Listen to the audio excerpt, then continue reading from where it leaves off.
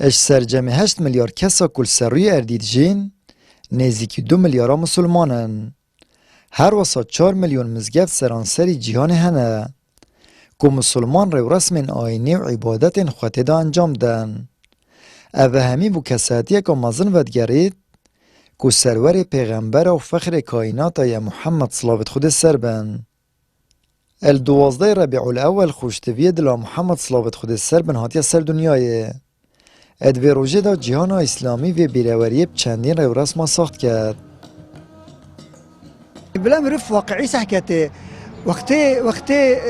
تشتك رب العالمين كربيتا نعمات ما دام افهات نافي محمدي رحمته ونعمته ورساله وهم تشتكي باشي انا داري اذا بيتفي ام كيف اخو بيخوش يعني بلا انسان واقعي بيت افما نصوص هين يعني وقت يقول امر كري فاما بنعمه ربك فحدث اذا بيغمبر نعمه النقمه نخر نعمه يعني اجا بيغمبرنا باحتمال امدانك غير دست دار دا بين دا غير ديانات بين مادام پیغمبر نعمته پتوی ام وی نعمته دوباره بکینه و سرزار خوب بینینو کیف خوشی بکینو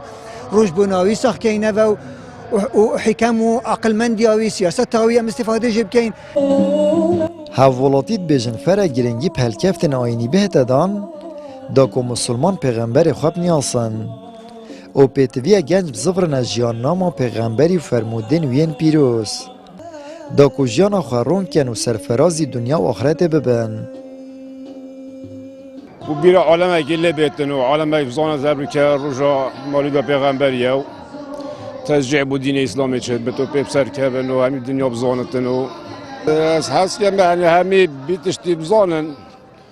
چون که هر دمایی کویم برنه که خوبه که به دوی خرام مروی بد هده مروف مرد او فایده مروی که بعدی همی تشتی که دیب چون نبی بکتن و که چه سرهاتیه و چه کریه چه گوتیه و نبودی بیایده بشت. بیر اینان لروجت حسات هایبتی سر خوشتویه دلا پیغمبری صلوات خود سر بن همی راوشت و همی تیتال و دیانت و انسانیتی گرنگترین روش افروجت جیانامنا و جیانا هر کسی که دا تایبتی بوان گنجا او گنج العمره که بچیک چه معلومات و چه زانین سر پیغمبری صلوات خود سر بن نینه بن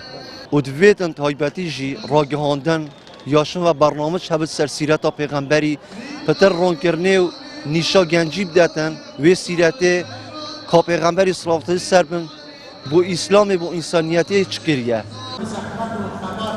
الدهو که پزاران که سابجداریت آهنگش دایگبونا پیغمبر خود محمد صلوات خود سر بندا کرد